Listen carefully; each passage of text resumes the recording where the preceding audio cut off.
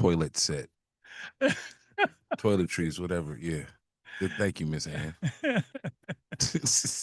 We're crazy. We're off the scale. We're off the track right now. Okay, let me say hello to the soul.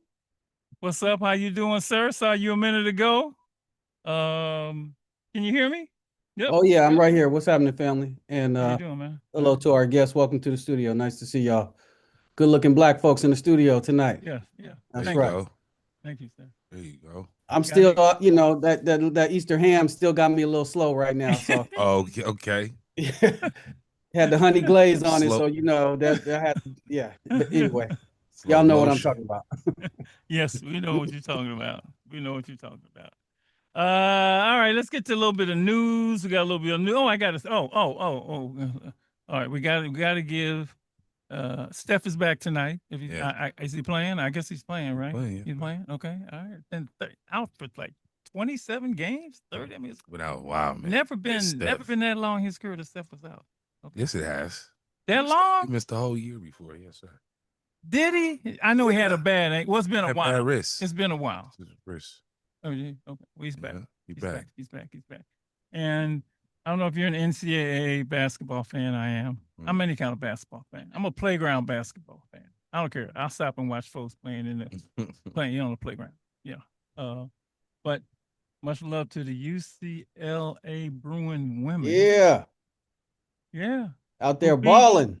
Who beat badly Dawn Staley, South Carolina Gamecocks for the championship. And it wasn't even close.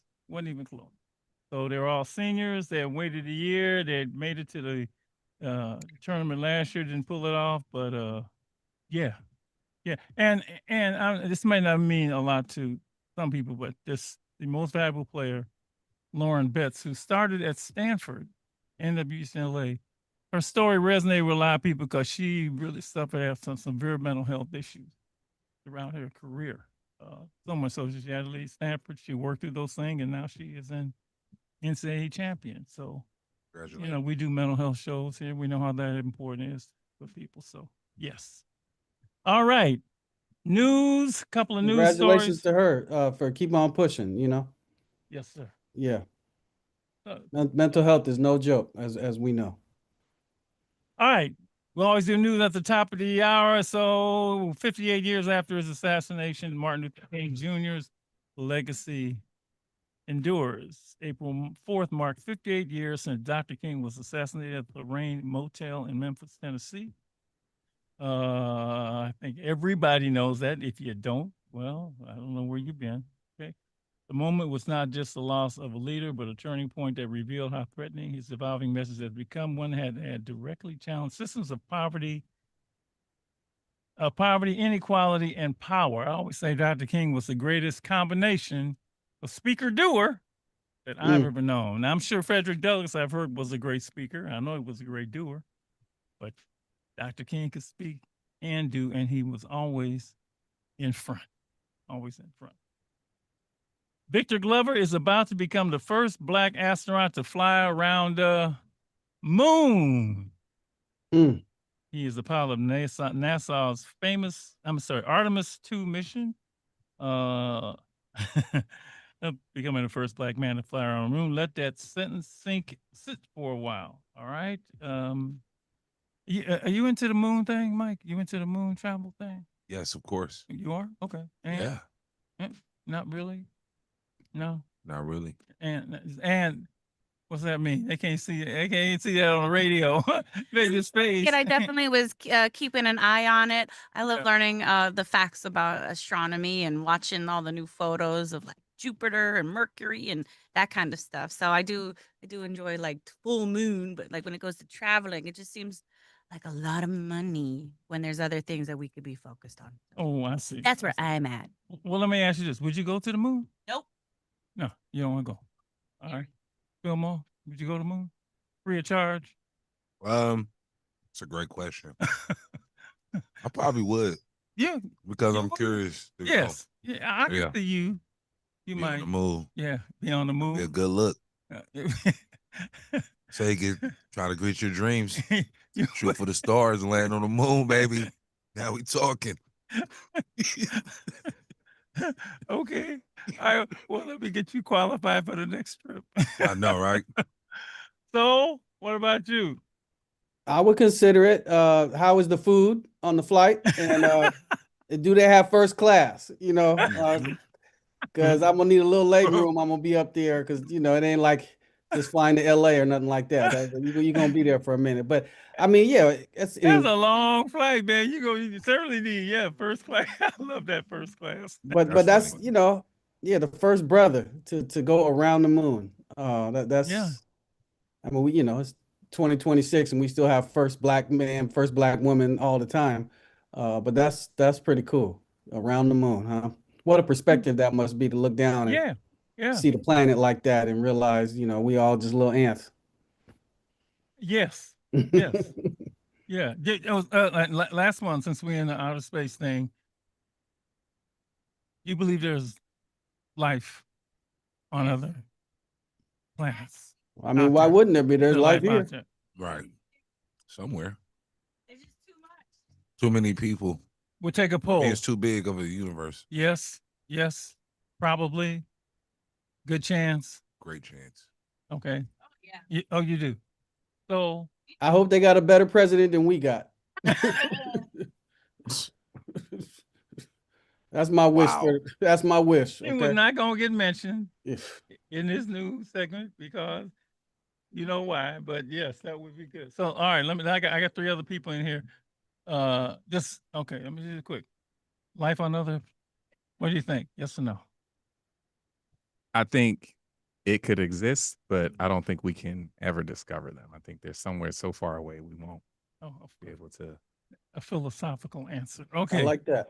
Yeah. Um. Nah, you don't think so? Okay. Yeah. Okay. All right. Yeah. Yeah. And we got most of the people say yes. I would think. I don't see why there wouldn't be. I mean, it's a vast universe. Plus, I'm a Trekkie, so I've been watching Star Trek forever. So. Yes. Yeah. Oh, Star Trek. Yeah, okay. Now one more. Would you want to go to the moon? No. No. Okay. Yeah. Oh, you do? Oh. Uh-huh.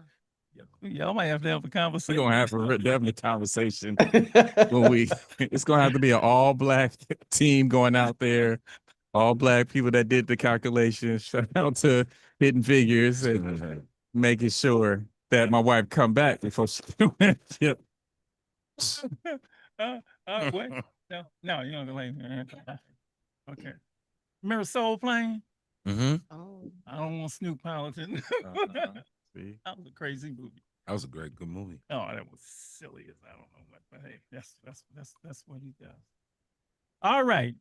Let's get into tonight's show, and we're going to turn very, very serious here for a serious reason. We're going to talk about a painful topic, but necessary to do. We're going to honor. Well, let's put it like this. Let me back up. We're titling this Love Letter to Richmond. Love Letter Richmond, California. Love Letter Richmond, California. And we're going to have two separate stories in the next couple of hours about Richmond, California. And one involves the recent death of a longtime Richmond resident. And the other involves somebody who's been on the show many times before, a wonderful poet, playwright from Richmond, California. So I'm going to begin this part of the show by reading this article that came out in, I believe, so you said it was the San Jose Mercury News, correct? Yeah, I think it's from a couple weeks ago. Yes, and it came out in March. Let's see, I'm going to read this.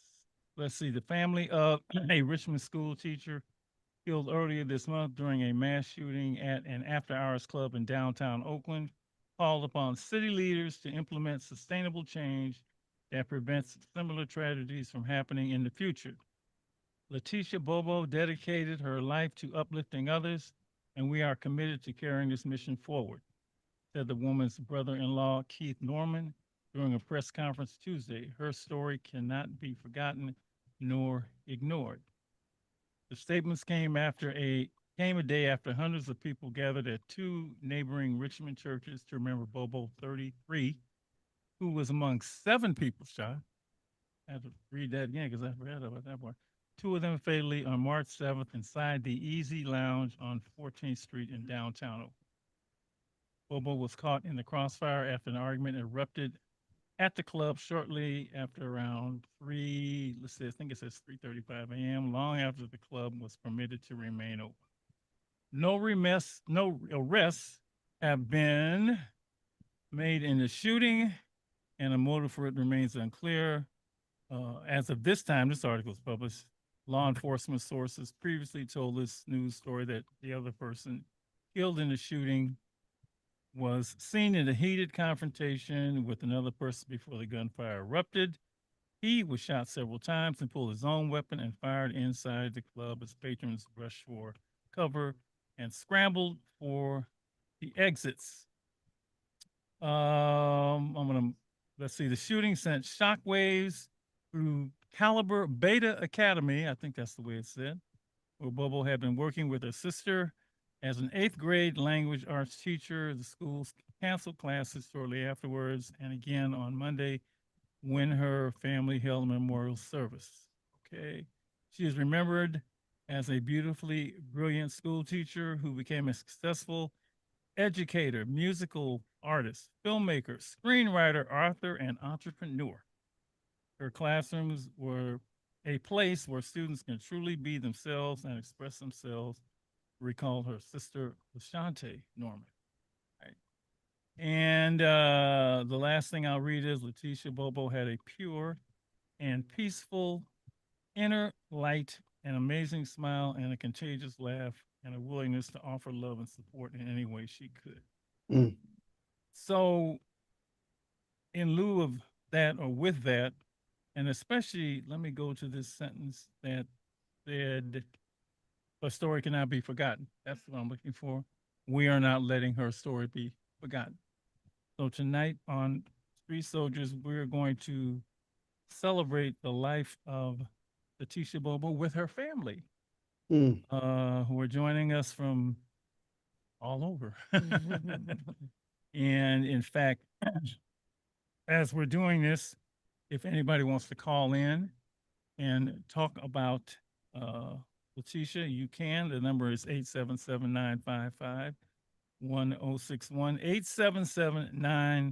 877-955-1061. So let me tell you who we have. We have people in the studio, and we have people online via Zoom. And we have Keith Norman, Ashante Norman, Lucretia Bobo, right? Right. Maya Threadgill, I believe. Or let's see. Let me see who we got here. We have, I'm looking on the screen. I see Lavanya. Lavana. Lavana. Why do I want to put an I in her name? Okay. Lavana Allen. Lavana Bobo. Lavana Bobo. Oh, Allen. Which one? Which one? That's the middle name, Lavana Allen. Okay. All right. Well, I'm gonna go with the name that's on there. Okay. Lavana Bobo, Reverend Carol Estes, and guess who doesn't have a name, but I think it's Lavon. Yeah. Right? Lavon Bobo. Okay. Thank all of you for joining us. Yes. This was truly a tragedy. We even had calls about it the next night. But let me just ask first of all, and let's start here with folks in the studio. How's everybody doing? How are you? We are, I would say, we are blessed. Yes, this was definitely a tragic, shocking, devastating impact to our family, to our community.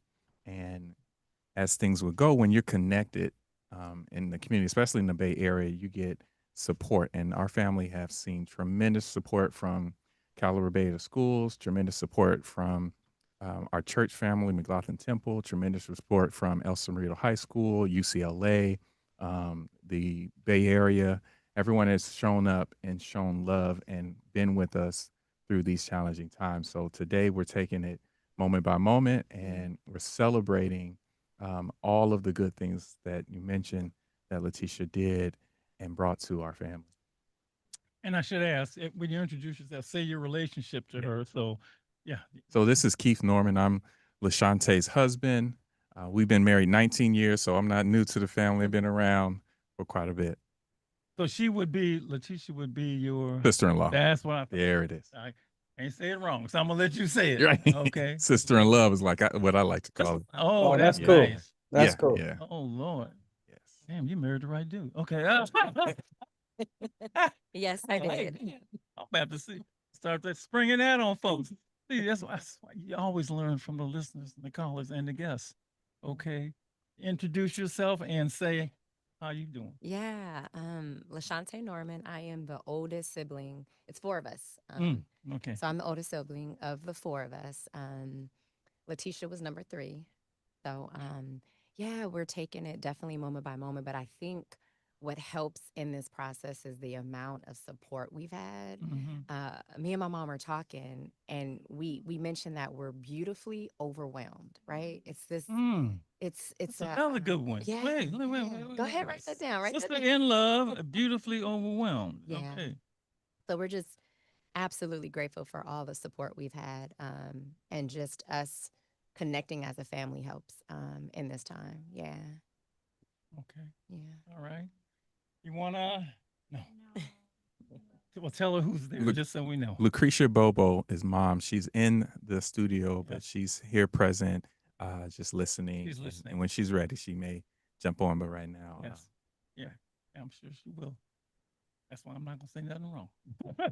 She's watching. All right, let's go to who we have on the screen. Lavana. Unmute and say your relationship and how are you doing? Yes, hello everyone. My name is Lavana. Letitia was my older sister. How I'm feeling, like everybody said, I'm taking it moment by moment. I am very devastated. I'm like still in disbelief, to be honest with you. Like it just doesn't seem real that, she's not here. I don't think anybody really expects to lose a sibling, especially this way. So it's been tough. It's been really hard. I wake up every morning and I'm like, I have to come to the realization every single morning. But one thing I will highlight is the support is insane. Like I see how much people love Letitia just from the way they're showing up for us. It's so beautiful. Like one of my students went online and found all the music she's ever made and made CDs for me and presented to me in class. It was like, I wanted to know I did all this research. Like I wanted you to see that I did this. So the support has been really, really beautiful. It's really what's keeping me going. So that's kind of where I've been. But of course, everything comes in waves and the Yes. process is the process. Yeah. Thank you. Thank you. Lavon, nice to meet you, sir. Thank you for joining us. Of course. Nice to meet you as well. Say your relationship, although I could probably figure that out, but we want everyone listening to know. And how are you doing? So I'm Levon. I'm number two. So it's Tate and me, then Letitia, and then Lavana. I'm doing okay. Of course, I'll always have, my moments. I'll have days where they're good days, there are bad days. But overall, today I'm doing okay. I think that my faith is what's keeping me going. God has been giving me the comfort that I need, the peace that I need, and I'm forever grateful for all of the support that we've been getting from the school, the churches, the pastors, everyone that's been involved in pouring their love into us, pouring their support into us, has really made a difference. And I'm forever grateful for them all. Thank you. Thank you. Maya will come to you. Hi. Thank you for Hi, joining how are you? us. And Thank you. I know a bunch of Thread Girls, but it can't be related. But that's such a different name. So we Maybe might be so. related. Say your relationship to Letitia and how are you doing? I'm good. Thank you. God is good. My relationship is she is my first cousin Mm. slash twin because we called each other twin. And Mhm. I just love her. We had a really special relationship, and it's just wonderful to see how my family has um, bonded together and really been there for each other and put our faith in God so we can keep going forward and keep just letting the world know how wonderful our star Letitia was. Thank you. Thank You're you. welcome. Reverend Estes. Hi. How are Hey, you? hey, Thank Dr. you. Marshall.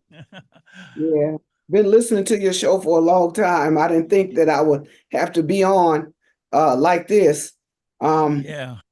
Yeah. uh, Yeah.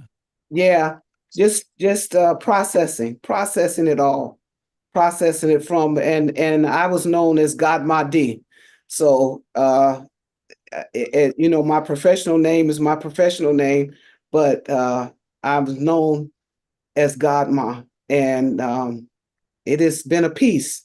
It is a piece because you know, Dr. Marshall, I've you know officiated at funerals. I officiated at um, funerals of folks who were killed by gun violence, and it's Right. one thing to put on a professional face because I have to do my job, and it's not faking, but it's a part of my job to you know be strong for everybody else to make sure that things go well and you know comforting the family. But when it comes home, it's a whole nother piece of cake. It's a whole nother Absolutely. piece of cake. So, you know, just trying to digest it all and then, you know, wrap it in my mind. Like I was on, I preached at a church on Friday for Good Friday to come to the place that I won't be able to be at her wedding, that I won't get a chance, Mhm. like I held her as a baby, I won't get a chance to hold her babies. And Right. so that's a piece that I'm processing and you know just kind of putting it in my mind and you know finding um, some peace in the fact of her her goodness that I some things that I didn't even know. You know what I mean? And I imagine you know some of the other family members are finding out that people are saying, and that's what it's about, right? Is to be able to touch people, and she touched a lot of people, and that's bringing me a lot of comfort. Well, all those good things will be revealed tonight. um, but I have to do this, and Mom, don't get mad at me, okay? But everybody got a L, a Lou, a lot. I gotta ask. So how did you, Letitia, Lucretia? I don't want to make it sound like a rhyme, but So I think Tay can talk to that. Yeah. okay, yeah, So yeah, yeah, and okay. And I'm writing who, Yeah. in what order and how. Yeah. So my name is Ashante, but I go by Tay. So if you hear Tay, that's Okay, that's okay, yeah, yeah, okay. yeah. We are the Lala family. Okay. Mm. La family. Lala family, yeah. My father's name That's was not after the Delphonics, is it? Yeah, I'm an old brother. I know stuff like that. They don't even know what I'm talking about, huh? La, I la, heard la, of the la. Delphonics. Yeah, okay, okay, all right, okay. yeah. Okay. And so That's a great song, by the way.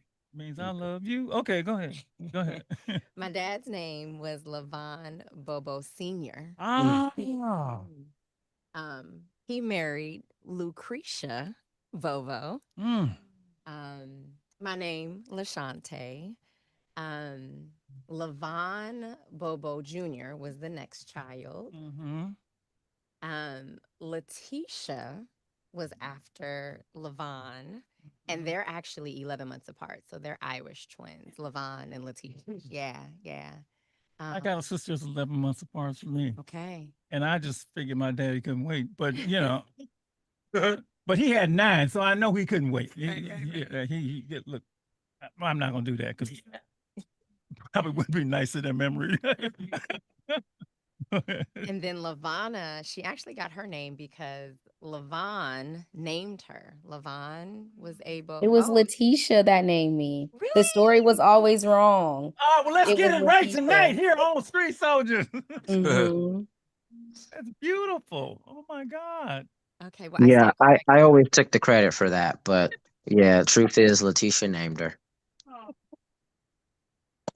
Okay. Okay. Uh, Hey, Doc, yeah, yes, sir. I'm just curious when did the family come to Richmond? How did y'all end up settling in Richmond? I was going into that, but Mhm. before you do that, let me Okay. tell you why I had that interest in the name. So I'm the oldest of 9. all the boys,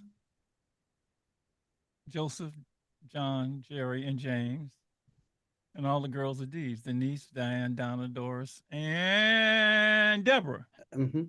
I don't. They got stuck. I don't know what happened. And that was always better. If you have another child, Mom, what you gonna name him? I mean, it's gonna be. It's a girl. You got to come up with another D, and it's a boy. You got to come up with another J. But I think it's beautiful, beautiful. You named them. Everybody is y'all related, all right. Y'all a la la fan. We got a call. Okay, all right. We got a call. Hi, you're on Street Soldiers. We're celebrating the life of Letitia Bobo. Thanks for calling. Who are you? Where you calling from? And what do you have to say? You there? Hello? You're on Hello? the air. You on Yeah. air? You there? Yeah, yeah. Look, you gotta be ready when you call. So we'll go straight to you. I was gonna ask that you are a Richmond family, although I understand she was living in Oakland at the time, but your roots are Richmond, California, and the soul of Richmond, California. So how long? When did it start? How long? Yeah. Oh, come on, Mom. I see. You're the matriarch, Mom. Some things only you know. I want to get it right, Ma. I want to get it right. I never really, I was born and raised in San Francisco. Okay. And I never did really want to be moving to Richmond, Mm. but my husband just woke up one day and said, God said Richmond is the place. All And right. we've been there for like over 30-something years now, Okay. Richmond. And I just want to say, and a shout out to my church, Second Union Missionary Baptist Church, because they came through. It was so many people that came through. I can't name them all, but it was beautifully overwhelming. And it was just wonderful. And Letitia was just a wonderful child. I would call her number 3, Father, Son, and the Holy Spirit. That's what I would call her. But I just thank you guys. I thank each and every one of you and ones that are online calling in. Thank you so much. So to answer, I believe that's your son. My husband said that God said that Richmond was the place to move. Mhm. But was it? Did you like it? Did you? No. I'm sorry, no. There was a tone in your voice that was like, well, I was married, he wanted to go, but He was from South Carolina. And when he Okay. came here, he never did want to go back east or down south or anything like that. He loved California. yes. Since I was born and raised in San Francisco, I always wanted to move out. And I still want to move out. Yes. Mhm. Yeah. Yeah. So that's Okay. why. Well, okay. Thank you, ma'am. And happy Easter to you. Okay, let's take this call. I'm still reverberating over to Richmond. No.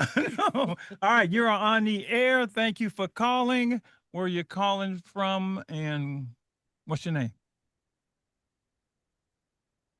Where are you, people? You have to say hello. If you don't say hello. Hello. Oh, you are there. Thank you for celebrating the life of Letitia Bobo. Go right ahead. Yes, hi. Can you guys hear me? Yes, we certainly can. Okay, perfect. My name is Jason A, and I'm calling from Richmond. I'm calling in support of Letitia. I love her so much. I love her whole family. I graduated from high school with her 2011 El Cerrito. We graduated honors together. She was a great person. I hate this happened to her. She motivated me to be better, be positive, and be like her. I will never forget her. I will never forget her family. She's just a great person. I love Letitia so much. I just wanted to call in and say that. Thank you so much. Thank you. Thank you so much. Thank you. Thank you so much. No, okay, no. What made her? Let's get to the Harvard. What made her so special? What made her so special? Oh, y'all get ready, all right? Okay, and whoever want to go first can go first. What made her so special? Because let me just say this, Reverend, you have preached at many funerals. I have Yeah, been to many funerals. And I yeah. can't tell you how many times I've been to funerals, this is the work Yeah, that I to make do, up with stuff. young people, where everybody lying. I gotta say that. I gotta say that. I gotta say that. He was a good boy. There was this. Y'all, you know that ain't true. You know not true. And I recently went to one and it was great. Nobody had to, so what made her so special? Who If wants to start? if I can go first, I'm just going since you call. You know what? For me, what made her special was Letitia came into the world with a light. I mean, for real, Dr. Marshall. I was at the hospital. Her mom and I, we went to school together. We've known each other since we were teenagers in San Francisco. And I was at the hospital the next day after she was born, and I said to her mom, them, she had a light. She was so bright. She was so she was eager to be involved in the world. She was loving and caring, and she had a smile that lit up the world. And she was always happy, happy to see people, happy to be with people. And it was her spirit. It was her spirit. When you see some young folks, and them, you've been doing this for a long time, attitudes, they don't know where they're going, they're misguided and misdirected. But that wasn't Letitia. She knew that she wanted to be a singer. She knew that she wanted to be an author. She knew that she wanted to do screenplays. She knew that she wanted to direct. And she set her vision and she did those things. And she was kind in the meantime, and she didn't leave anybody behind. I mean, that's the truth. That's the truth. That's the truth. Thank you so much. We got another call. Hi, you're on Street Soldiers. We're celebrating the life of Letitia Bobo. Where you calling from and what's your name? Y'all got to talk when I say talk, or else I'm going somewhere. You guys might be on hold when you call because this is the family, so we're going to give them their respects, right? And so you may be on hold when you call. Don't hang up. Just wait for Dr. Marshall. Continue to listen as you can, and yeah, we'll go from there. Okay, got another one. All right, you're on. You're on Street Soldiers. Oh, hold on. No, yes, yep. Okay, you're on. Can Hello? you hear me? Yes, you are on celebrating the life of Letitia Bobo. What would you like to say? Oh, nothing at all. I'm just listening. But I love her really. I'm calling from South Carolina. Thank you. And she didn't leave anybody behind. Oh, Okay. yeah. Okay, turn your radio down and go right ahead. Time is of the essence. Go right ahead. I just want to say Teach was so sweet. Turn it down. Turn the radio down. Hello? Yes. Yeah. Okay, go right ahead. Say Teach was so. I'm just want to say Teach was so sweet. Every time we're together, she accepted me. She had manners. She just was a girl's girl. And we loved her. Teach was an inspiration. Teach was 20 years younger than me, but I swear to God, I looked up to her. She was such a beautiful light. I'm telling you, it was nothing but love between all of us. My family loved her. She will be with us right now at this very moment. And we celebrating this Easter in her honor. We love Teach and fly high, baby girl. We love you. That was our star. She had me thinking I could sing. And she came, and that's all we got to say. Thank you. Thank you. Thank you. Thank you. Forget her name, but it was wonderful. Go right ahead. You're on the air. Say your name. Where you calling from? Go right ahead. Yeah, this is Rich. Yes, Rich. If I could ask the family, because I criticize society, the world, many things. What things did she ever complain about Richmond, Oakland, the Bay Area? What things that she was not happy with? Can anybody answer that? You want to give it a chance? I'll speak to that. One thing that I know I heard her verbalize was wanting to see more equality in her city and wanting to see her students reach the standards that she set for them, and she always was one that would speak out against any inadversity on any level. Speaking to that, as a teacher, she was very intentional with her students. And one of the things, we have this thing called buddy classes. So when a student needs to be redirected or reset, they go to another class. And Letitia's class was the class that students would go to. Wow. She knew how to relate to them and to help them get back on track, right? So that's just one small example, a very everyday example. But yeah, I would say that was her passion, just wanting to make sure that her students can have the equality that they deserve and also through education have a better life. Yeah. One of the things that immediately resonated with me when I read the story and about her, I taught school for 18 years. I was an assistant principal. Look, good teachers are, God, they're good as gold. They're good as gold. And if you get a good teacher and the students love you, to me, that says a lot about you. Yeah. Because one thing, there's this phrase that kids would always say, well, they're just doing it for the paycheck, right? See, but Everything that's about the she beauty of loved, Caliber, well, she right? loved Because her Caliber, kids. They loved her. but she was in the right place, right? Like she fed into the students because of Caliber, and Caliber was able to feed into her. Right. Caliber Beta is an amazing school, right? And they, because we did the Vallejo one, and it's just, you know, they have the pillars. They really listen to the students, and the fact that she was able to bring her light and just really pour into the children. So for me, in a way, I am so sorry, and I'm so thankful that you can be here with us because losing a child is not easy. My mom went through it, and so I understand, and it's so fresh, you know. But I'm so thankful that you're here to share her light, because I think also what happens is that those students, right, continue to to bring her spirit with us because she poured into them. So just thank you for being here with us. Let me hear some about this music. Think Yeah, I didn't know Can about the I music. chime in really quickly? Yes, I absolutely. wanted to answer the previous question and also Tay just feed off of what you said about her being intentional. So one thing that was special about Letitia is that she made everybody feel at home. So when you're around her, you felt like you were at home. She made you feel like you could conquer the world. So if you had a dream, she would feed into that dream and give you tangible steps of how you can succeed with it. So I'll just say I'm a painter. I painted. I stopped for a while, then I started again. It was during Christmas time, and Letitia was like, I want you to paint photos for all my friends. She gave me a story of what she wanted that painting to look like, and she did it. And I think she paid me for it too. But so like she gave you tangible steps of what to do. Even in her life, she wanted to make a movie. We shot the movie. We had production assistants, everything. You know, this is what her master's was in, screenwriting.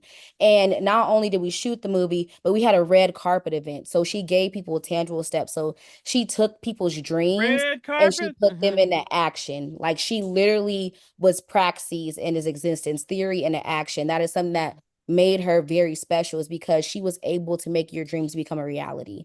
So she was very intentional in that aspect as well. So I guess, was she always like this as a little girl? Because sometimes you see a little girl, they doing, was she like this as a little girl? In the arts and theater and the So, music? according, so I'll say you keep throwing them out to mom. Mom's here to listen. Well, I figured that would be the one that would know Right, about right. the All most. right. Was a child that would always like be in her room, but she was always writing or reading. And she told me like at the age of 8, Mom, I don't want to play with my toys any longer. Can you throw them out and buy me books? So she was always like that, always just creative and just doing different things. And we just really kind of relied on her. And the other two we were worried about was Lavana and Levon. When it came to school and stuff. The family is wonderful. It's all of that, you know, and everybody got family. That's you know, you get everybody got family. I like to say we're not all related, but we all family, right? And you find that out. You talk to somebody, still know there's some third gills in there somewhere that I know that. Anyway, we got a call. You're on the air. Say who you are, where you're calling from. Celebrating the life of Letitia Bobo. Go right ahead. Hello, my name is Dewana Brown, and I am a parent at Caliber Beta Academy of the 8th grader, Mr. Omari Brown Ford. And I just want the family to know that Miss Bobo lives in my kid. And for him to get up and speak in front of a bunch of people to say how much he loves her, she brought that out of him. Because when I asked him, go up and speak, he looks at me crazy. But he loved Miss Bobo with everything. And yesterday we marched in the WAGA, War Against Guns activity on yesterday. And he said, I'm doing this for Miss Bobo, Mom. And you all know that I love you. We are here for you. Mom, your number 19 talks about you still to this day. And we are grateful for what she poured into our children. And they are going to hold on to that with until the end. And I'm grateful for all of you for allowing us to have her. Thank you. Thank you. Thank you. Thank you. I wanted to Ron? answer Yeah. that question as well too. Yes. So for me, what made Letitia special was her passion. She would never give up on things. She always wanted to excel, and she put herself in a mindset of, if we're at level 1, how can we get this to level 10? Like, we're not going to be stagnant. We're going to continue to strive to get better and better, to reach our goals and to exceed our goals. And so that's what I loved about her as well, and that's what was special for me about Letitia. Yes. Go right ahead. You're on the air. Say who you are, where you're calling from, celebrating the life of Letitia Bobo. Go right ahead. Hello. Hi, my name is Sydney. I'm calling from Richmond. I am a 7th grade student at Caliber Beta. I would like to speak upon Miss Bobo. She made a lasting impact on my life. During 5th grade, I was bullied a lot by children, and Miss Bobo was the first teacher to speak out to me. And she encouraged me with my singing dreams, because whenever I would perform at at our Caliber Beta assemblies, she would always be the first one to encourage me. So I would just be grateful that Letitia Bobo got to know me and I got to know her, because I love that teacher so much, and she inspired me to come out of my shy shell from when I was a shy little kid, being quiet, to me now being outstanding and reaching my goal of wanting to be becoming a singer and an artist one day like her. And she's just inspired me to keep going and to keep thriving. So I love Letitia Bobo, and I'm so thankful that I got to know her. That's beautiful. Mm. Powerful. They keep coming. We got another call. I mean, go right ahead. You're on the air. Who are you? Where you calling from? You there? Yep. Yep. Yep. Yep. Yep. No. 5, 4, 3, 2. Keep coming. Hello. You're on. Hello? Yes. Who are you and where you calling from? I'm Cameron Marcuse, and I'm calling from the living room of my father-in-law's house. Mm-hmm. Are you calling about Letitia? Yes, I am. Go right ahead. What would you like to say? Oh, I just want to say we love her. We'll miss her forever. I'm one of the deans that worked at the school, and I was calling to try to get on the Zoom link, but I seen the phone call. And it's, it's not going to be the same. It's been like our students, we've been having conversations with them. And we had a conversation on Friday with a couple of the students. And she mentioned to me, this student was like, this doesn't make sense. Like, why did this happen? And I just let her know, it doesn't make sense now. It might take a couple of years for us to understand, but every dark cloud has a silver lining. And, maybe this happens so that some of our students at our school could wake up and they know at this moment in their life changed them forever. And so, like, it's been tough, but hearing all the wonderful things about Ms. Bobo, hearing all these things, and I'm sorry I wasn't even prepared for this conversation. I thought I was just going to jump in the middle of a conversation. I didn't know I was going to get put on blast like this. But I didn't even know all those wonderful things about her that I learned it at her funeral. She wrote her own books. She was in all these um, media things. Like I knew she was making music, and she did that, and she lived her life to the fullest. It's just an inspiration, and one like you don't know somebody, right? You don't know the full. We didn't know the full Miss Bobo. I didn't know the full Miss Bobo, and it made me really have a step back and think like, these our teachers had full lives before this, and how do we appreciate these things? And like, it just made me sit back and think about every interaction that I'm gonna have moving forward, and like how I can really be inquisitive. I remember one moment. I'm sorry, I'm taking up too much time. Can I say one more thing? Yes. All right. I remember a moment. I'm walking through the hall, and she immediately like stopped me and said like, "What are we gonna do about this student?" And I'm like, "Yo, whoa, whoa! Can you ask me how my day was first, like before we just jump on this?"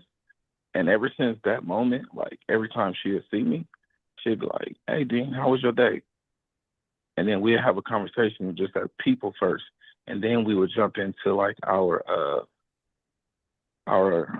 job, like our career. And I'm like, wow, she really remembered that. And like I was just saying it, but like she really took that to heart and really like applied it. And our interactions moving forward, it always like started with each other as people and with love and all that. And so you just seeing that in a person is just refreshing. Thank you, man. Thanks for calling. Thanks for saying it. Thanks for saying it out loud. Thanks for saying it to the millions of people who are listening. And I don't say that lightly. Y'all might think I'm, but we do. We got one more. No more. I want to hear about this. So go right ahead. Yes, sir. I wanted to ask a question because I know we're coming to the end. We only got a few minutes left. But first of all, thank you to family for coming on again. My deepest condolences to all of you, especially mom. And thank you for sharing about her. I've been reading the stories and but coming from y'all, getting the full picture as the last caller was talking about it is such a beautiful thing. Um, I'm wondering what, and this is to all of you, any of you, what does carrying on her legacy mean? If you've thought about that at all, for you and for us, and is there what can we do to carry on her legacy? Because she sounds like she's has quite a legacy. Yes, there's she was into so many different things. This is Keith, Letitia's brother-in-law. And so one of the primary things is continuing to spread that message of positivity, continuing to spread that message of stepping out of whatever barriers, boxes, positions you might have, and stepping out of your shell into whatever really you feel like you're leading to, as well as specifically us bonding together as a community and supporting us, like number 19 has said on there, of he's participating in something against the violence that's happening. So as we continue to celebrate our life, there'll be activities maybe to celebrate those in the arts, activities for those in film. The families have helped Caliber Beta Academy in sending some of the kids to a trip to DC. So there's all types of things that we're thinking about doing, but I think the biggest thing to celebrate her is to, like we said in that interview, so her life is not ignored nor forgotten. And so that means talking to the family members who may be kind of making some not the best choices, but in the light that you hear of Letitia, she knew how to speak to each and every person so that they could feel that she saw them, they could feel that she believed in them, and they could actually see the results of them believing in themselves. So when there's negativity in the room with your age or older, sharing the light that Letitia had, that's the best way that we can all celebrate her life and continue to keep her legacy alive. I'm also going to add, this is Letitia's little sister, Lavana. We went to an event last week and they actually gifted us with a scholarship award and Letitia Elise Bobo scholarship that will let kids in the summertime go to like workshops and summer camps that are done in the creative, so done in the arts. So there is a scholarship fund as well that they Right. just put out called the Letitia Elise Bobo Scholarship Fund. And Dr. Marshall, this is Reverend Estes Godma. One of the things that I am doing as a faith leader in the city of Oakland, and that lounge is just a couple blocks away from my church in West Oakland. And I am talking with my clergy colleagues about what we can do to create safe places that might be a little bit later in the evening. It's not about proselytizing. It's not about trying to count butts in seats or saying, I got more members than you, but it's about creating safe places so that folks can have a place where they can feel safe, where they can come and hang out and know that it is okay to have a good time and exercise their faith in a good manner at the same time. But us faith leaders stepping up and standing out and say, okay, enough is enough. Enough is enough. Wow. I don't want this hour to end, but it is. We have come to the end. We're going to take a break. We're going to come back and have our second guest, the one and only Dante Clark. Tell them where to do it. All right, we're going to keep up the conversation when you head on over to YouTube Live. It's Stay Alive and Free. You can always take us on the go when you head on over to stayaliveandfree.org. Thank y'all for listening. We'll be right back with more music. Cameo. Don't go anywhere.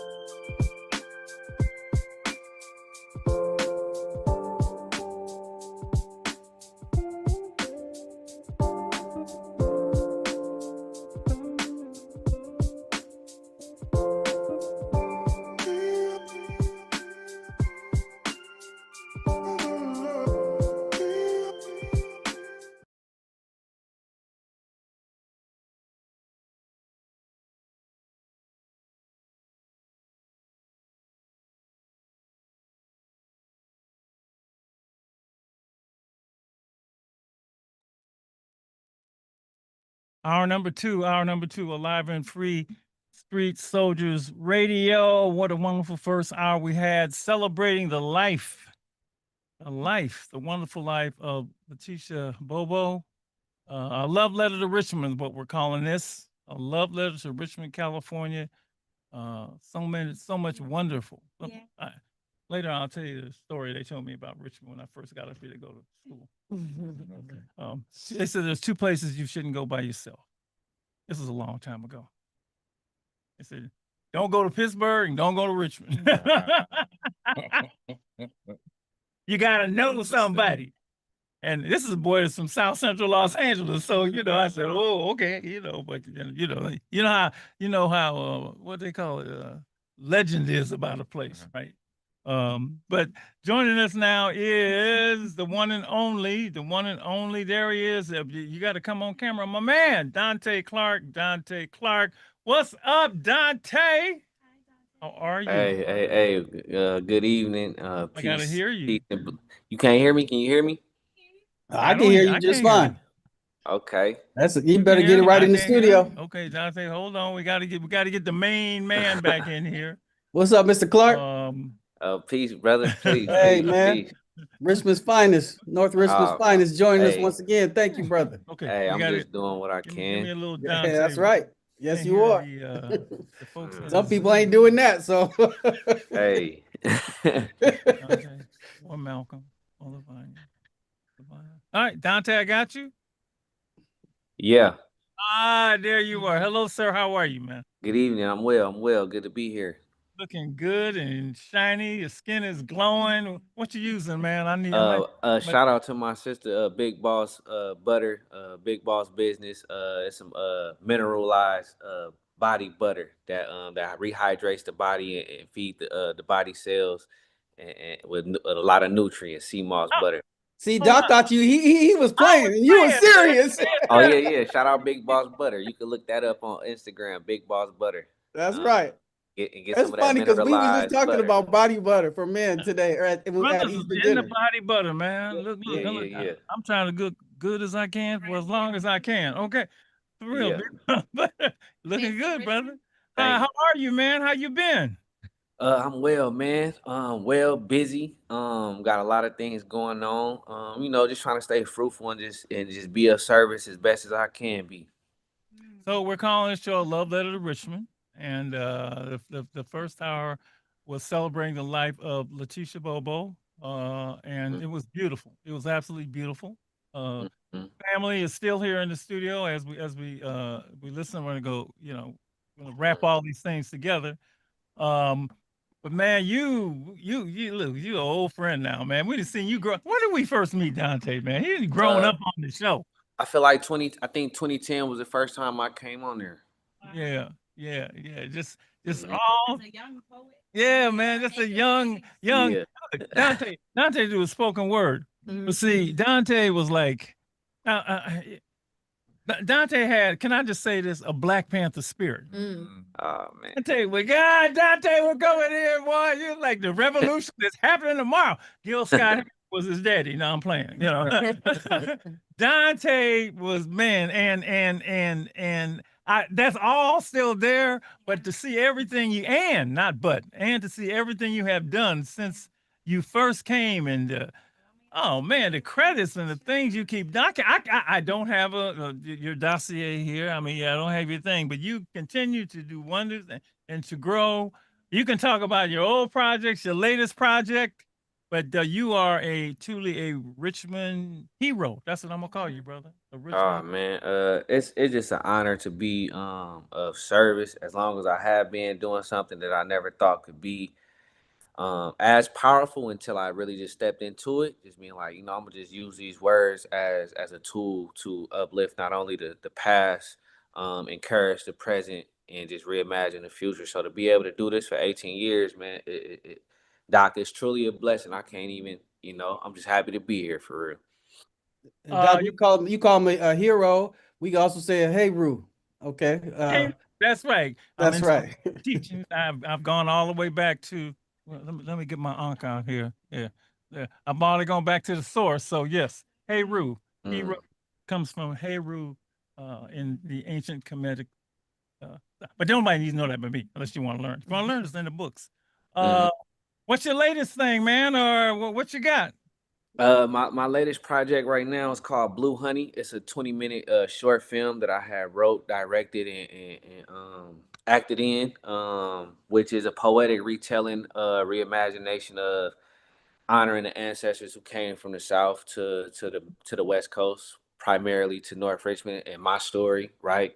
Those who came from the south to North Richmond and was trying to escape the fires of the south, racism, terror, came to Richmond and searched for this new dream. Got a little bit of that, and then was found to be trapped in another cycle of violence and redlining and racial discrimination and generations of growing up in this small town or in this small city trying to figure out how to escape. So it's a poetic retelling of that story of what would happen in the past, what we dealt with growing up from little boy to teenager to young adult, and then just trying to imagine like what do we need to do in order to get out of this trap that we keep finding ourselves in. So it's a poetic retelling. It's kind of like documentary style, a little film narrative style, and a poetic uh poetry with some visuals to it to kind of like visualize what the poems are. So it was an experimental film that I wanted to do, had the opportunity to do, and this is the third. Well, this will be the fourth time we showing it. February, not February. We first showed it February 26th, and then the next showing is April 25th at De Anza High School. Tickets are available. Link in my bio on my Instagram. Don Black, DonBlak on Instagram. And yeah, man, it's just a retelling of that story. Just want to pay homage to those who came before us and honor those who we lost along the way, but also encourage those that's coming in the future. To keep going, to keep striving. Dante, if I would use a word to describe you, and I can't use this word with a lot of people that I know. In fact, can't use it. No, I cannot use this word with a lot of people. Is the word conscious? You have you're conscious. You have a consciousness that just a lot of folks. I won't say brothers, but a lot of folks don't have. You connect to those that came before. A lot of us don't know. Don't acknowledge that. You connect. You acknowledge that. It's wonderful and refreshing for a person to have that kind of consciousness. And it's been with you. I mean, look, I know your story. You might want to just tell a little bit of it, how you got there. I always people, well, how did you get to be, have this kind of consciousness? Because you might just want to talk about how you got there in the first place. I think, man, that's a long story, obviously, but I say long story short, it just came about just having good people in my life, those who was from the streets, in the streets, and those who was a part of the educational system that was trying to tutor me and give me some good wisdom and good game, and just figuring out, like, at the end of the day, to being aware of the choices that I make has consequences, whether that's good or bad, right? So if you do this, then you should expect this in return, right? So just being aware of life and death situations, and the pros and cons of everything. And I think I just had that at a very young age with my mom and my dad. For first and foremost, just telling me be mindful of my friends, watch the company you keep. To figuring out like, man, if I don't go to college, then what is my options? I don't play ball. I don't do this. I don't do that. So what am I good at? What could I rely on? And writing has always been something that was told to me since kindergarten, that I was a good storyteller, a good writer, or my writing had an ability to connect to people. And then I started seeing how I connected to people out there in the community, be at a bus stop and just a random person just felt comfortable talking to me and asking me questions or telling me their life story randomly. They could be drunk, they could be high, they could be sober, they could be young, they could be old. People just looked at me and stared and just wanted to confide in me. So I always felt like I was a mediator in some sort when I was young. And then you get older and you start realizing like, oh, these stories that's coming to me, I need to put this down in a poem or a song or a play or while I'm teaching a workshop or whatever, you know what I mean? So it just, as you start trying things, you start realizing that, oh, I'm aware, I'm conscious of what's going on around me because I'm I'm being put here to bear the burdens of my neighbor, and then turn that pain into some power, to some passion, into some to some freedom. You know what I mean? To break every chain with these words in the best way that I can. So started very young, and then I just, I think it continues because once you honor it, the Most High continue to bless you with opportunities to do more. So Hey, If Doc. I was gonna say, if I could draw a parallel, and I don't think it's too much of a stretch here between Lou and Letitia. It's your inquisitive and creative minds. mm, Um, uh, and that's all we heard about. That's a lot we heard about her, right?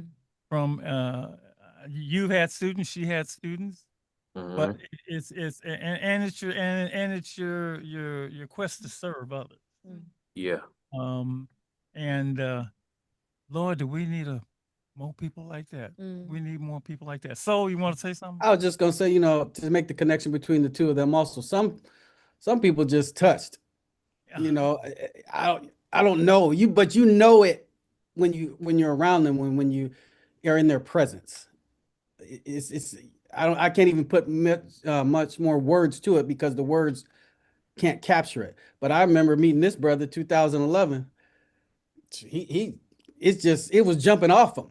I mean, he just has it. Whatever it is, Mr. Clark has it, and he always had it. So Mm. sure, you people we have to develop it, and people have to pour into it. But sometimes you just meet people and you just know this is a special human being right here. And some people can't understand it. They can't understand why you like that. What because they got a whole nother thing going. Well, that- yeah, you can't be jealous of it or frightened by it. That's a whole different thing. That's right. Well, but what I love is when you got it, you know it, and that's your mission no matter what. You're gonna stay the course. Not so Mhm. much that other people get it, is that I know it and I got it. Yeah, yeah. And when you got that, then what the old MC Hammer thing, you can't touch this, right? Because some people say, well, maybe I shouldn't, maybe I'm different, I'm so different. No, when you got the gift, you got the light, go ahead and do it. And then there are those that cannot not do it. Mm. I just want to make sure you got that. We want you to say that again, lady. You know that. She let it sit But too. that She let it simmer. She didn't say nothing after. You put the entrance in, boom. That's Okay. right. Okay. Yes. Don't drop the mic. Pick it back up and explain that one more time. No. You know, people say you got it, but there is that something in you, and you cannot not do it. Mhm. You can't help it. You got to. Mhm. 'Cause if you don't, how you feel? Mhm. That's the calling. That's the I, calling. That you cannot, that's one of those. The way you explain that is exactly what my life has been like. When it's like I always felt like I have to do this because it's gonna be my consequences is gonna be dire if I don't, because I know I'm supposed to. Like it's like some people, like you just said, some people have it and don't realize it. But it's like when you realize it at a young age, there's a greater responsibility for you choosing not to do it. It's like, it's something that can eat at your conscience. It can eat at every Will decision eat that you make. you up. Yeah, yeah. Will eat you up. That's why when the compliments come, you like, okay, all right, yeah, all right, yeah. But if you don't do it, it's a whole nother story. Yeah. And I want to say something about Miss Bobo. What came to me is I see you, I hear you, and I believe in you. That was who she was. I see you, I hear you, and I believe in you. And that's how she lived. She could not do it. Mm-hmm. She could not be who she was. She could not leave people with that feeling of, I can do this, that feeling of inspiration. opportunity, dedication, commitment. So what we've got on the show tonight are people who did it because they couldn't help it and do it because they can't help it. And that touches people and that changes people's lives. And so the living is not in vain. She will be with us always. And that what she did, how she did it, other people will be seeing it and doing it without even knowing who she is and having that experience. Because that's her purpose. It doesn't stop. Dante, you can't help it, baby. Yeah, I want to add Can't something. help it. I want to add something to that, to both Dante and Letitia. I'm gonna say this, and be happy doing it. That's the thing. How can you be happy? You know, you're dealing with all these kids. And I wouldn't deal with these kids. I wouldn't deal with these kids. The lady told me, I wouldn't deal with these kids. These kids are crazy. I said, ma'am, your son is in my class. You wouldn't deal with your own kid, right? And I loved it. I loved it. You know, you love it. You love it. You know, the work it's a calling. It's fun. It's glorious, and people can't understand because it's a calling. And there's a joy to me. You know, if you're talking about Dr. King, he said that the greatest thing in the world is to serve, to serve, to serve, and I'm sure you can speak to Letitia. I'm gonna say this about Dante. There is he's got a lot of. I mean, Dante has done a lot of great stuff, you know, but there's a quality to these folks that is humility. They're humble people. They ain't, I mean, there have been times. I know I've been. I'm not gonna put myself in camera, but don't read all that. Don't read all that. And my thing is, just I don't want to hear it. I'm on that. But Dante, your list goes on and on. But you just doing what you do, and there's a joy in doing it. And everything I've heard about Letitia, there was a joy. In, am I wrong? All right. Absolutely. And one thing that I can say is to what Mrs. Stell said is how you cannot not do it. From what I came into the Bobo family when I was in high school, and one of the first things I admired and noticed was Levon Bobo Sr., Mr. Bobo at the time. He was the first Black man that I met that had his own company, and he hired me or allowed me to work with him over the summers, and he taught me how to, work in construction. He did remodeling, and he taught me how to, serve other people, even if they weren't treating, the best. He gave his best, and he provided his best. And so with what I know of Dad Bobo and Mom Bobo had the faith. She had the prayer. She was consistent. She made sure all her kids that they were in the best environments that they can. And Dad Bobo provided the consistency. He provided the opportunity to pour into his children. They both always opened their home to a lot of people. And so that's how I believe part of what drove Letitia was that she had models in her home every day, and they modeled that. And that became a part of her to where she connected to so many people. I've grown up in Richmond. I went to Helms Middle School and Middle College High School, born in Alta Bates. And so speaking also to Mrs. Stelz, I know all of my great grandparents. My children lived with their great grandparents during the pandemic. One of their great grandparents, two of them are still alive. And so we have our heritage. We're only. Let me say, you blessed for that, brother. Amen. Yes, You absolutely. blessed for that. You blessed for that. Absolutely. And you don't take that for granted. No, not at all. Not at all. We're just one generation away from those that were in slavery. I can see a picture in my home of the one that's just one generation away from somebody I know. And so we cannot not knowing what our ancestors, our parents, our grandparents, knowing what they did, not for themselves, knowing they sacrificed for us. That's why when you have that, and that's why I believe Letitia was so passionate about her youth, because not everyone gets that.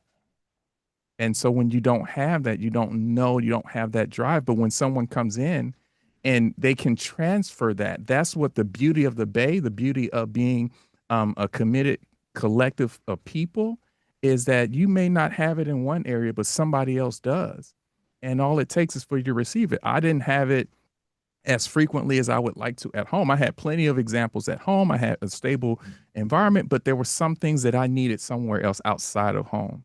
And the Bay gave me that. East Bay Center for Performing Arts was a place that I was at all day, every day. And that led to a full 4-year scholarships. So I believe this is a season, going back to what we talked about, like the legacy of Letitia. This is a season where we as people begin to come together and begin to pour into others.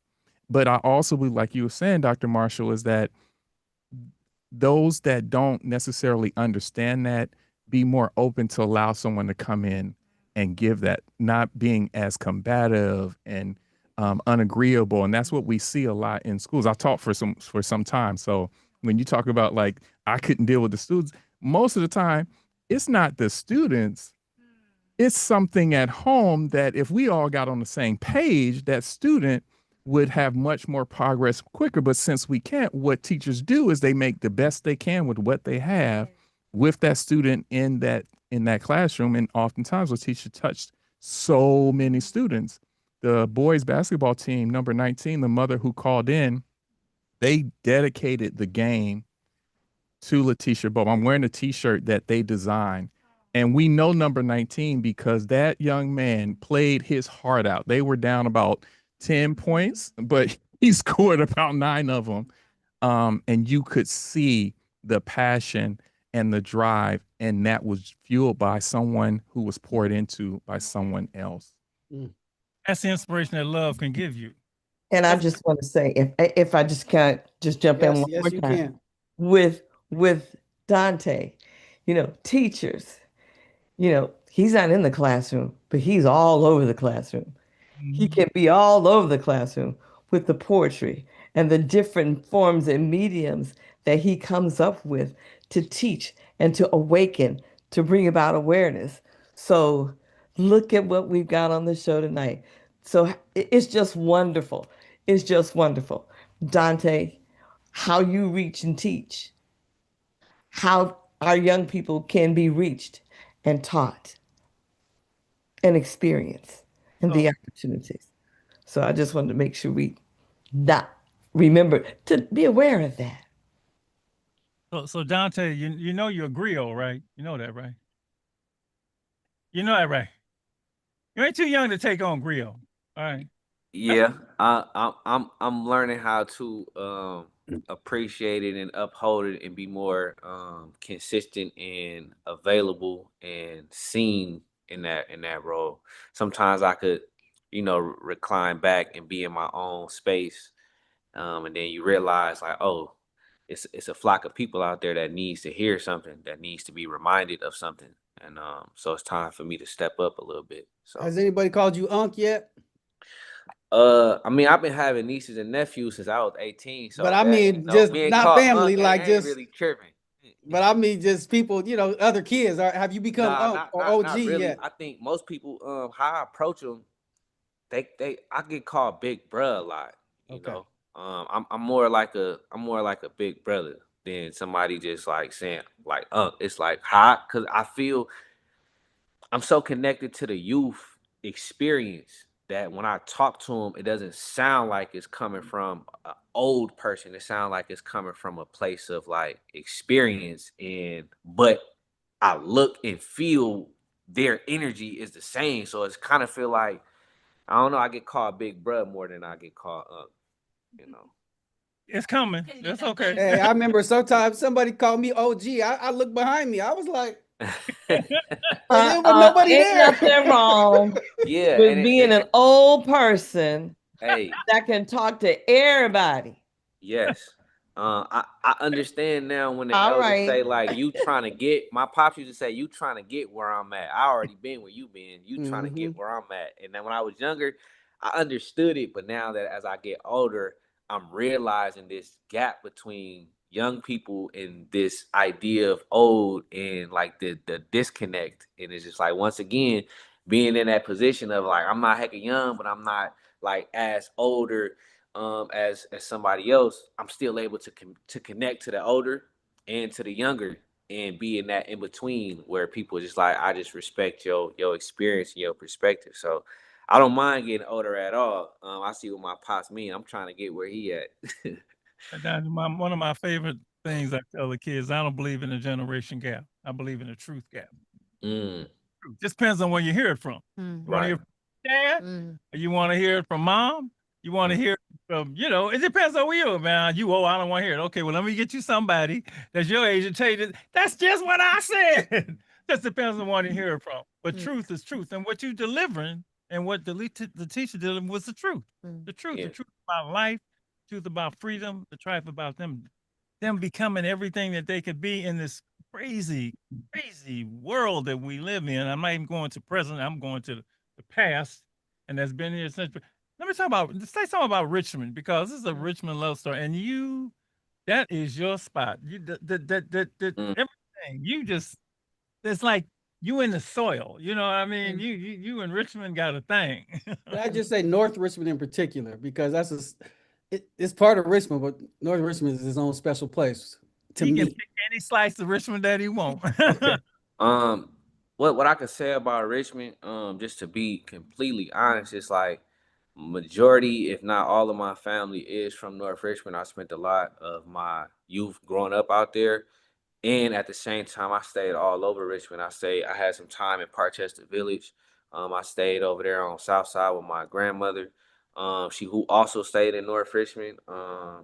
And I stayed on the South Side on South 15th Street, Hilltop, Chancellor when I was very young. So I done been all around Richmond. What I love most about Richmond, what I always tell people is that I love the fact that everybody is related. Although it's very chaotic, obviously with the gun violence and drugs, poverty, etc.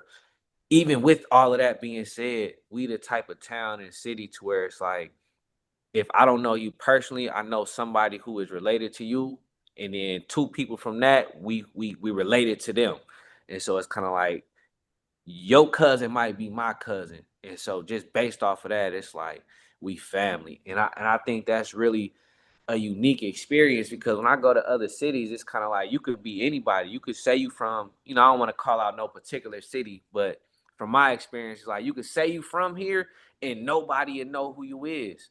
But in Richmond, it's not like that. It's like I could say I'm from Richmond.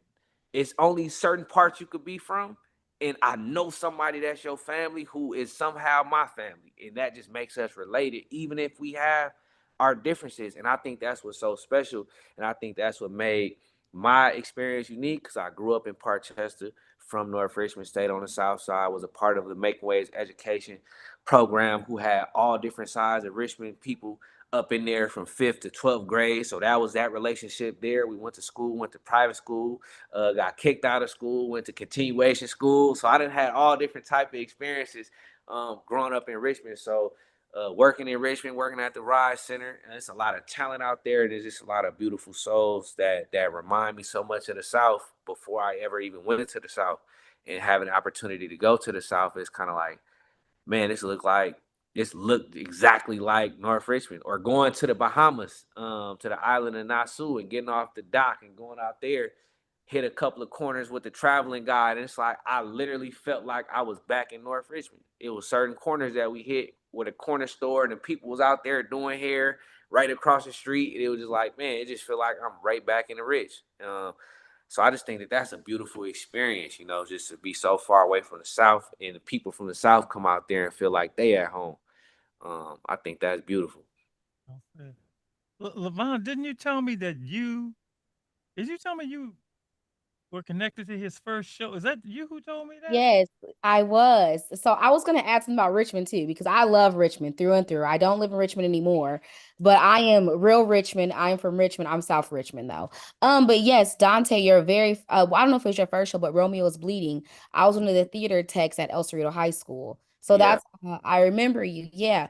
But I will say I would also like to add like Richmond, the history of Black people in Richmond is beautiful. The way we migrated from the South to Richmond, even when we talk about the Rosie the Riveters and the Black people were there. But Richmond has a long history of Black people. And it's a small city, and not many people think about Richmond, but Richmond births excellence. I would like to think I'm excellent. We have people like Dante Clark. We have Letitia Bobos. We have Ryan Kugler's. Like, we have people that are in Richmond. And with the resources that we might not get, we make something out of it. And I think that pretty much everybody carries Richmond with them. It's a Yeah, beautiful small city, and like you said, if you don't know somebody, you know somebody that know that person. And I think that that's what makes Richmond very communal. I think that Richmond is also a city where you can see great change in it.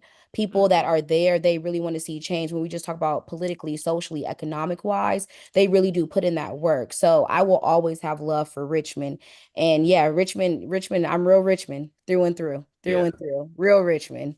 yeah, yeah, Doc, I would add too, in the history of the Bay Area, which is, there's so much in San Francisco, Oakland, Berkeley. Somehow the history that's come out of Richmond somehow gets forgotten. And it's like, but when you really start peeling those layers back, you're like, wait a minute, this came from Richmond. This came from Richmond. This happened in Richmond. This happened in Richmond. Over and over and over. I'm not making it up. Y'all know I ain't. But and I somehow it's think like, oh, Oakland, Frisco, yeah. Berkeley, it's weird. And I think that's why like I be going so hard with when I go into spaces by just naming North Richmond in particular, because it's like Richmond and then North Richmond is considered unincorporated. So it's like a double dose of that. It's like, dang, not only do we get left out of the Panther story, we get left out of a lot of great things that came out of Richmond as far as the music scene, the blues, even Ryan Coogler, they don't even credit, you know what I'm saying? Like, yeah, he from Oakland, but he grew up in the rich too. We don't get none of that. So it just be like every time when it come to me, I just be like, man, I'm from Richmond. I'm from North Richmond. I want to make that known because we get overlooked. And it's a lot of beautiful success stories that come up out of that. And I also feel like there is something that adds to the power of when we do step in certain spaces that can be seen in a Tupac Shakur who recorded his first album in Richmond, California. You know what I mean? And a Master P who went on to become a hip hop mogul who got his game and information and his influence from Richmond, California. And I think it gives us a edge. So when we do step into space, like our DNA is all throughout a lot of things. We just gotta, have them institutions that come back and be able to bring more people together to collaborate and add on to the legacy that's already been laid out for us. You know what I mean? We also share. Oh, my mic doesn't work. I gotta say it though. Hold on. I'm coming. Ask grabbing a mic. Because we have to celebrate Malcolm Marshall, who's the publisher of what was the Richmond Pulse, Then we but do it's have to so that. big that it is now the Contra Costa Pulse. So we need to celebrate that because that has been around sharing for over a decade now, sharing the stories of the community, specifically Richmond, and then doing it with the dual language, which is so important and speaks to what Richmond is and how layered it is, right? With all the different ethnicities and communities. So shout out to the Contra Costa Pulse and to you, Malcolm Marshall, for doing Appreciate all that. But like I said, you do. all I did was turn the microphone on and listen to people. It was all that stuff was happening. I just documented what was happening. So that's what I'm saying. It's like these other cities are romanticized so much, and then like they don't even mention Richmond. It's weird to me, but I'll let it go. Like I said, I got really into Richmond when Terrence died, TK died. And, Khalid Elahi called me to come speak at the funeral. I went to speak at the funeral. And then I was taking kids who would come from Richmond to San Francisco, to be part of the Omega Boys Club, Alive and Free. And I drive them home. And then I started doing trainings out there. It always felt like, because all these cities have this reputation, if I can put it out like that. And the reputation, stuff happens, but it's only part of the story, right? But going to Richmond was It was so cool. I mean, it's like, I remember, I'm in the iron. I'm learning iron triangle. I'm in Parchester. I ain't gonna talk about Parchester. I had a girlfriend that didn't talk to me.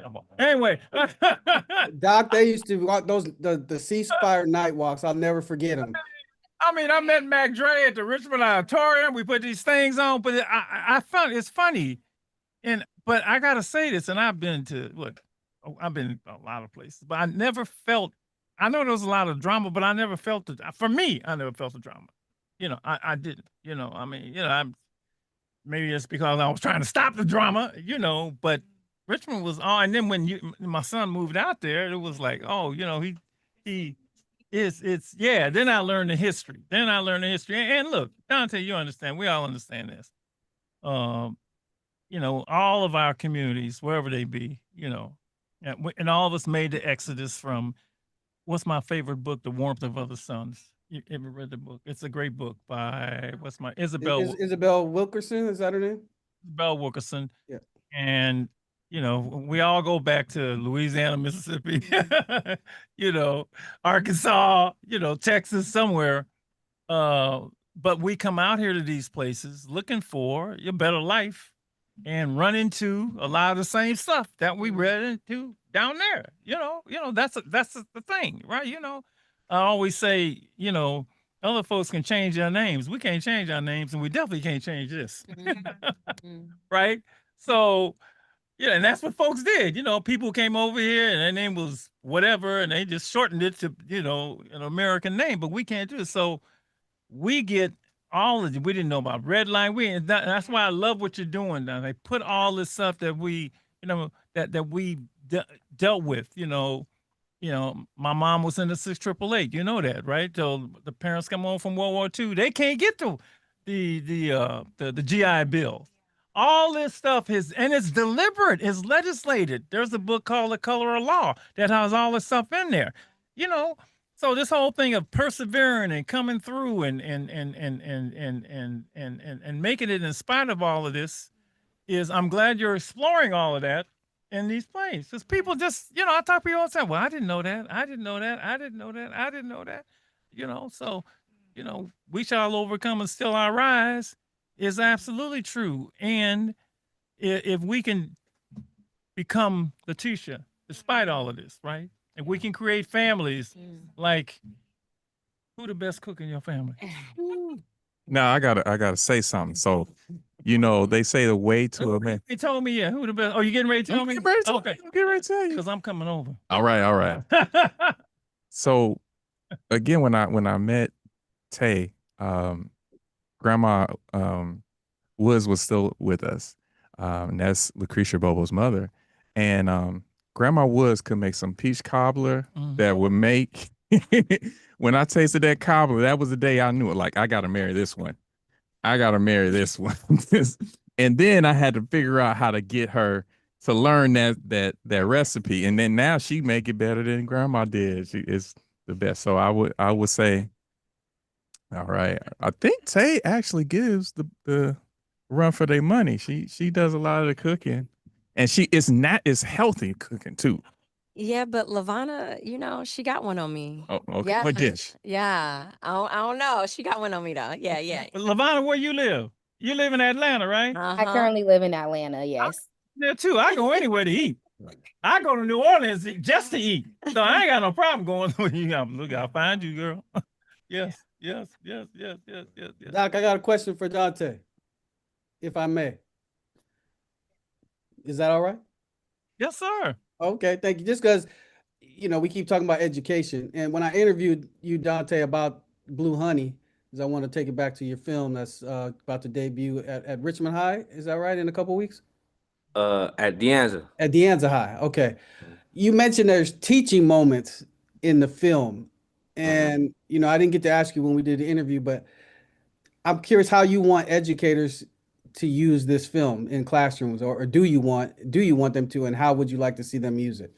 I would love, if any educator who feel comfortable with facilitating a conversation with their youth, who they know they classroom and they setting, it's best to use this film as a opportunity to peek inside of the world of these young folks and where they coming from. There's a particular scene in the film that is inspired by a poem that I wrote that talked about pretty much my journey on my way to school and some of my peers on our way to school, what we experience and why we may be distracted when we get to your classroom, why we may be feeling hopeless or a lot of energy or just kind of like reclined back to ourselves, what may be going on in our lives. So it's an opportunity for educators to understand, not take it personal, and figure out, okay, how can my lessons address or help give language or a tool to navigate what you are experiencing in your day-to-day life? How does this math help you?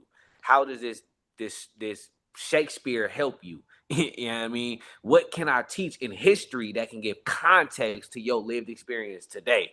You know what I mean? PE, what can I talk to you about regarding your physical well-being in this PE class? Like, I feel like if an educator really understood who they was serving, right? There's moments in this film that you can use for dialogue, for writing prompts, for group discussions, group activities, in order to help guide your lesson plans on what you have to teach for your standardized, whatever it is that you got to teach. You know what I mean? So, but that's just how I approach it. And I understand I haven't been in the classroom every day with 50 students for 5 years. So I'm not trying to, I respect all educators. I just spoke to a bunch of educators. What was that, like a couple of weeks ago? I salute them. You know what I mean? Because they got a tough job. And at the same time, I've seen executive directors who run nonprofit buildings where it was 500 of us students there, and she had a staff of probably like 250, and she was in summer schools teaching us math anyways while she's a co-director of a nonprofit. So I've seen educators step up from running the organization to, I'm 6 weeks, I'm teaching summer school to make sure that y'all pass these SATs that's coming up, early in the morning, 9 o'clock, Monday to Friday, with the biggest personality. Good morning. Da, da, da, da. And she was ready to go. Her name is Miss Wright Davis. I love that lady to death. From 5th grade to 12th grade, I seen her do it. You know what I mean? So I salute the struggle, but I also seen some great examples. So that's why I'm just like, if you know who you serving, from watching this film, there's an approach that you could take, hopefully, that can give you insight onto the life and the experience of your students and possibly how you can engage. And if you don't know how, that's what I'm here for. That's what people like Letitia is here for. That's what whoever is available is here for, to come into the classroom and pick up where you may be needing some support to help guide that. You know what I mean? That's my follow-up questions. What do you think schools are missing when it comes to students like you? I think they are missing hiring or partnering with people like me, people that went through this, one that come from the environment, who have relationships. Because what I've learned in my journey of as a student of life and education, I've learned, or what I've read, as far as like African or indigenous people, right? We learn through relationships.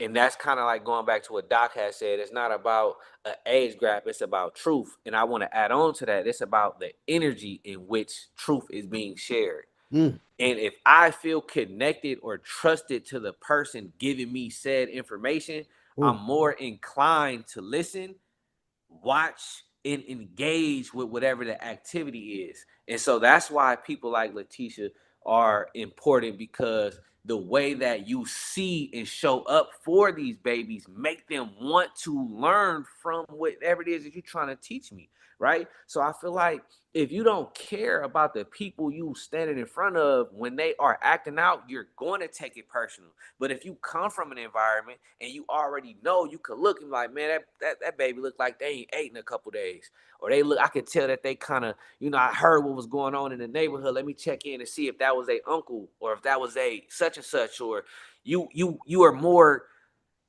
you're just wise from the experience. So I think what education is missing is people that come from the environment or who are apt to adjust on the fly to these type of circumstances that are on an ongoing basis. It's not a once in a, it's like, this is a consistent thing, and you need to have people in place that know how to address it, that have the passion, that have the energy that the young folks can connect with, and have the support of the system on like, okay, I understand how y'all want me to do it, but I might have to do some unconventional ways of how to get this student to, you know what I mean? Because I'm not dealing with a regular kid right now. I'm dealing with hundreds of years of intentional targeting that I have to try to figure out how to undo, because these seeds have been planted in the subconscious mind for so long that I only got 50 minutes. So I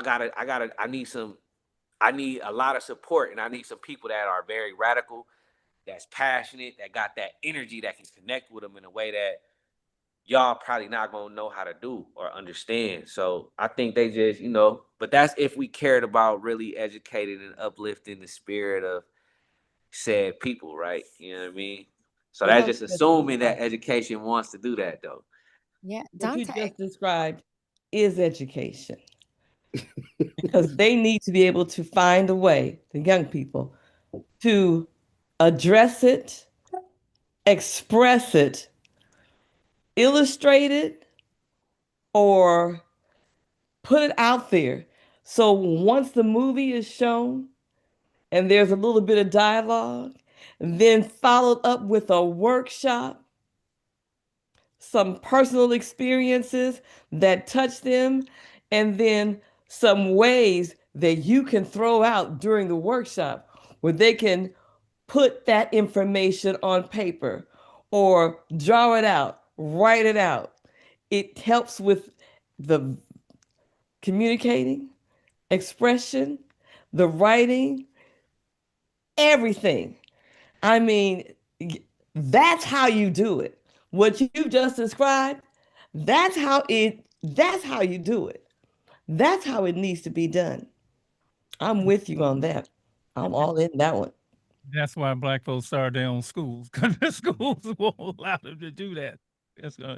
You want to And say then I think I interrupted somebody saying something, getting ready to say something.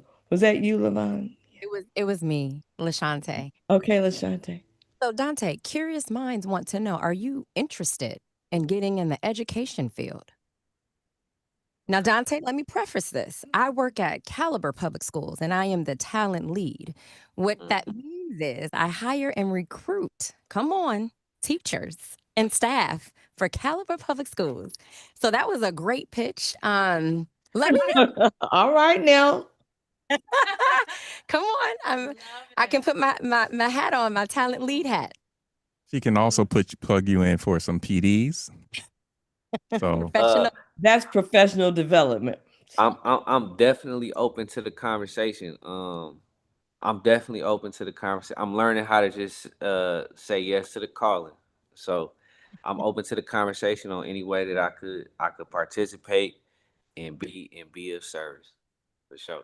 I also want to throw out another perspective in terms of, like Dr. Marshall said, like families opening their own schools. A lot of the schools in the Bay Area, there's a collaboration of charter schools uh, similar to the Making Waves and Caliber Public Schools. But I've been privileged. Lavana also, she's a professor in Atlanta as well. So our family has a lot of educators in it. I've taught different places, and again, I want to come back to a mindset shift of our families participating positively and supporting the educators that are in the classroom. I find it interesting that when the pandemic hit and everybody had to educate and be like in their own child's education, once we went out of the pandemic, we didn't have people saying, "Yeah, I want to keep teaching my child." We had a lot of parents saying, "Like, when are these schools opening? When y'all bringing these kids back?" And so it's two pronged. It takes, like they say, it takes a village. It takes. I really believe there's something somewhere along the line that as a people we kind of got off track in terms of being thoroughly involved in our child's education. It became my child goes to school, and some, that's a situation that they may be in, where if they could, they would, but circumstances like Mr. Clark was saying prevent that. But then there's others that have the opportunity that don't pick up the phone when the teacher emails, that doesn't come to visit, doesn't redirect, and that reinforces that. So I hope that in addition to schools being more open, because there definitely still needs to be more awareness and inclusivity, both in our what we call our traditional schools as well as independent schools. But we also, I think, need a holistic family thing, not just our schools, but even, a second ago we had Reverend Estes, our churches as well. Because if you look at the history of Richmond, I was able to do an oral history project and learned about how Richmond was. You had communities that, like, I grew up on the same street that my middle school counselor was on. So if I was acting up in middle school, all my counselor had to do was say, Keith, do I need to call your grandma? I was like, no, ma'am, you not gonna hear nothing from me all week long. Because if she made that call, I grew up where my parents, one time, me and my neighbors got into it. They switched us. They sent us across the street to each other's house to get redirected. Y'all know what that means. Um, and to this day, we're still very close. To this day, there's still a tremendous amount of respect.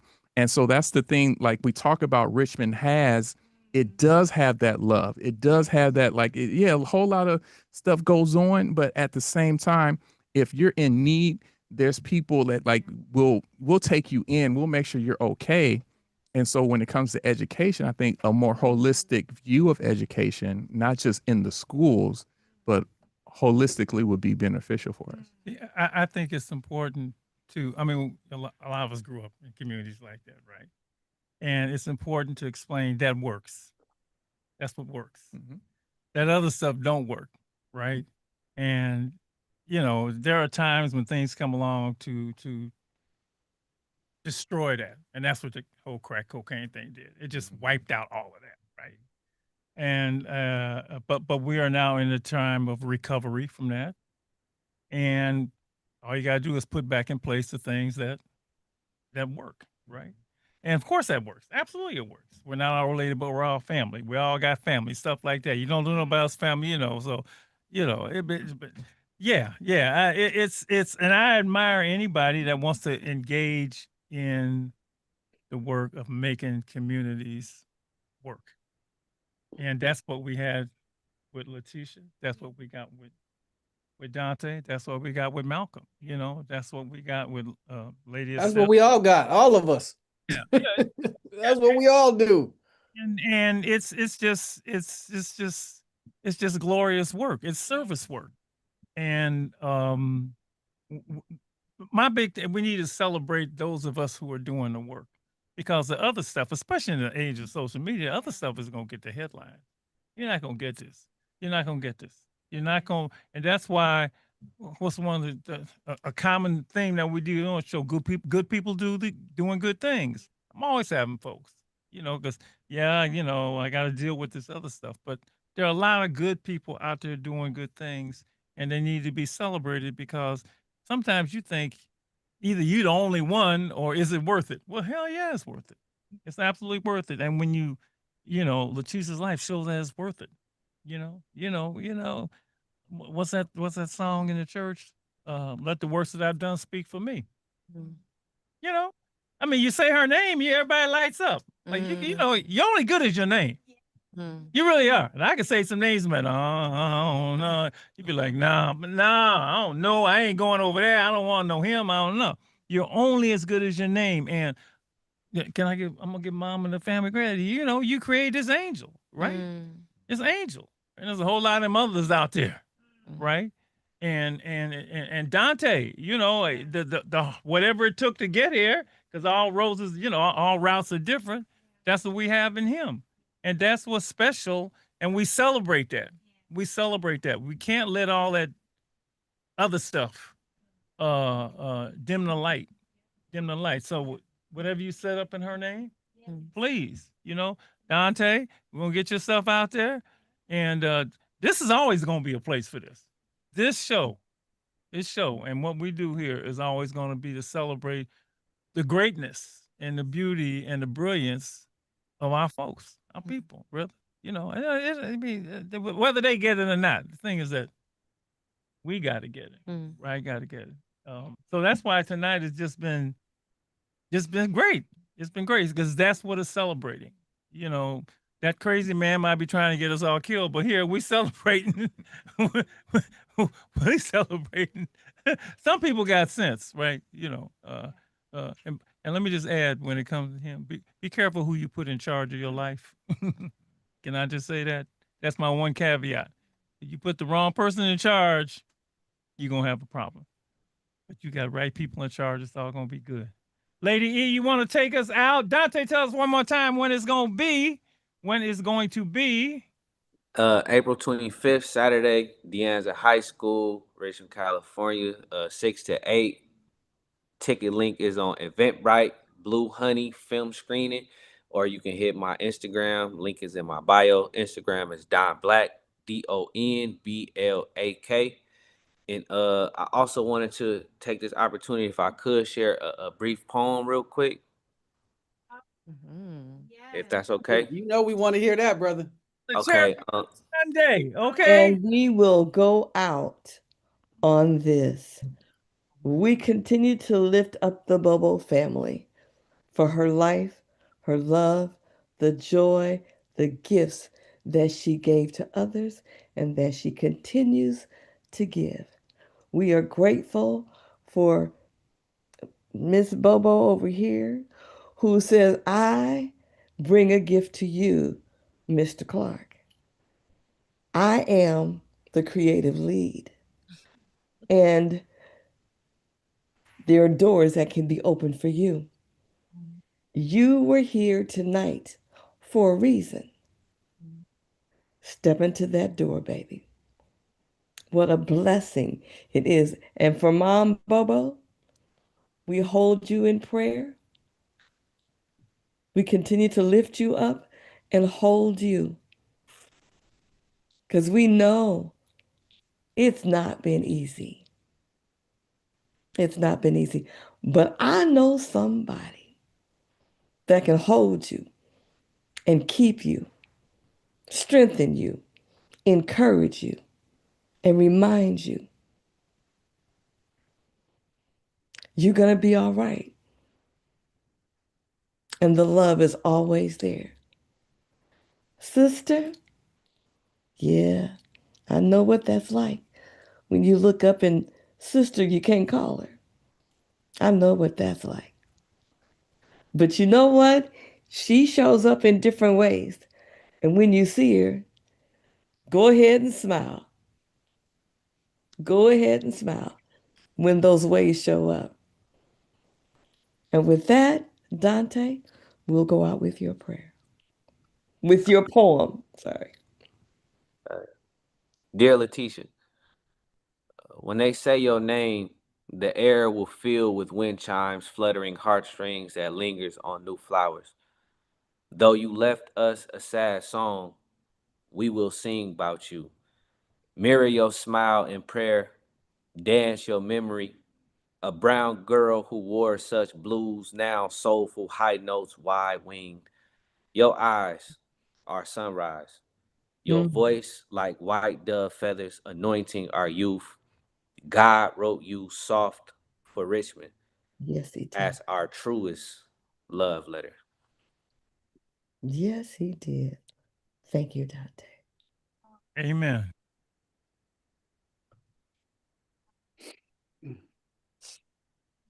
Thanks all. It is Easter Sunday. It is Easter Sunday. Thank you all for being here. Thank you. Thank you. Thank you. Thank you. Thank you. Let me know when you're cooking. Okay. Lavanya, thank you so much. Junior, Reverend Estes, Mr. Gill, and Dante. And gotta get some tickets to the show. Okay. You cannot not do it. Sure. Okay. You gonna do it. Okay. That All brother right. got it. Yes, he does. Let's say All right. good night.